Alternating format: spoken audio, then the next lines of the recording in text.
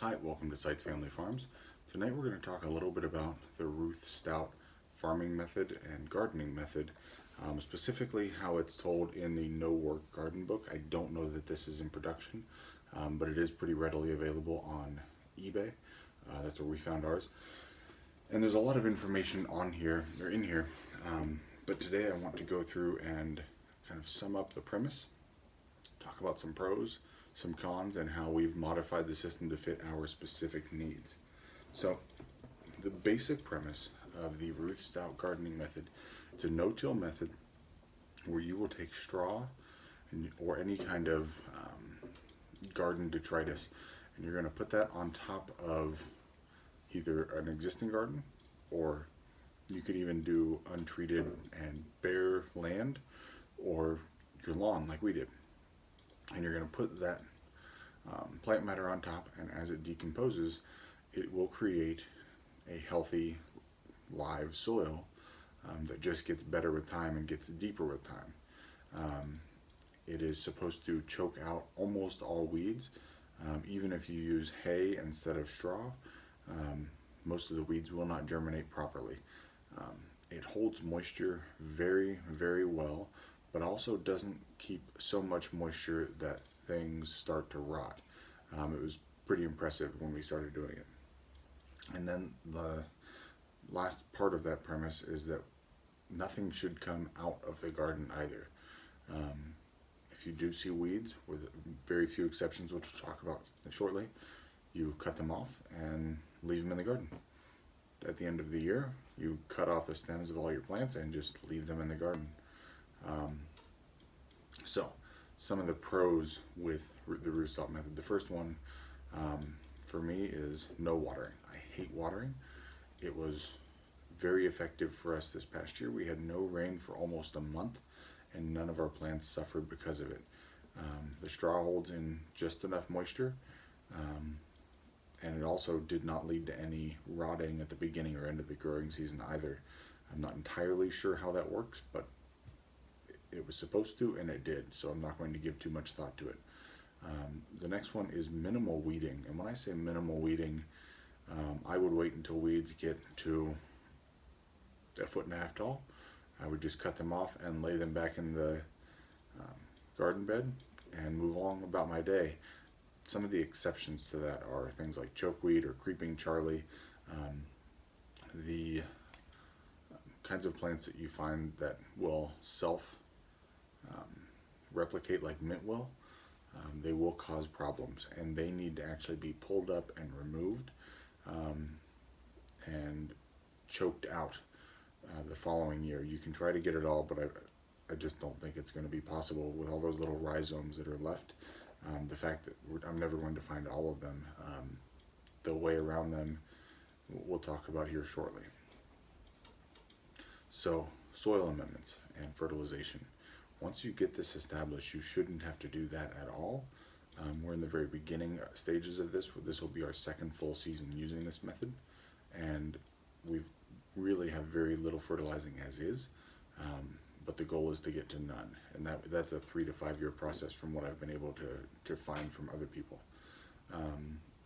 The final pro that we're going to talk about today is you're really quickly able to build a garden space without having to bring in tillers, a lot of equipment, and it's not very much, if any, work once it's set up. So every good pro has some cons to it. First one that we dealt with very heavily last year was it can harbor pests, specifically squash bugs, for us. They like to be in areas they can hide, get out of the sun, and the straw that we use for the bedding is a perfect medium for that. So it can introduce some disease into the garden if you don't know where you're getting your straw or hay or whatever else. It has a little bit of a messy appearance, which bothers me. It might not bother others. It's just not as neat looking as just perfect compost beds. So I said earlier that it has some great things and some bad ones. This is a big one that a lot of people I think are going to have a problem with. It can be difficult to start things from seeds. Um, the nature of this is that it doesn't allow seeds to germinate, so you end up having to move away and create a bare spot of dirt to put that seed, and you're then hoping that the seed you plant will germinate stronger and before any weed seeds. Um, it's just a little iffy for me. And then because you have to use 8 to 12 inches of straw, uh, seedlings can be pretty easily covered up. If you're getting seedlings that are 4 to 6 inches tall and 8 inches of straw, that's pretty simple math. Um, but those are a couple of the cons that we dealt with. There are others, but those are the big ones, again, in our experience. So the modified Ruth Stout that we use, I tried to take a lot of the best things and change them to fit us. So the first, to make things a little bit neater and a little bit easier to control and work with, is I built raised beds out of standard construction lumber and put them directly on grass. Then we put a layer of cardboard and straw. The cardboard, we actually used those beds within, I'd say, 2 months, and we're able to just cut a small hole in the cardboard. It still did the same job, and the grass below had started to decompose pretty well. The beds that we put in the fall before actually had a pretty thick layer already of decomposed material, and those plants did very well in there. The creeping Charlie we talked a little bit about, or the chokeweed, it is an ongoing battle. What we have done, and I'm hoping will work well this year, is the areas that I can't just pull out all of the creeping Charlie. I'm smothering that with more cardboard and then more straw, and essentially starting fresh and trying to kill that. That's what I've heard is the best approach for it. I haven't tried it completely yet, so we'll see how it goes this year.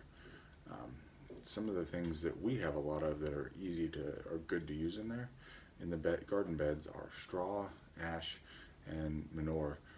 You don't have to compost the rabbit manure, but the chicken, I've been putting that in fall and summer, and so that it has all winter to essentially compost and burn off some of that heat before we start putting the plants in there. But we're just adding additional nutrients into the garden.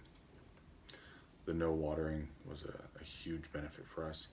I don't have any setup to get water down there very easily, and it was a huge benefit. And when I say no watering, I mean literally no watering. Once we planted the plants, I would try to do that before a rainstorm, and that was it. That's all. For herbs and greens, I didn't like how the Ruth Stout garden really was set up, especially some of the more delicate herbs.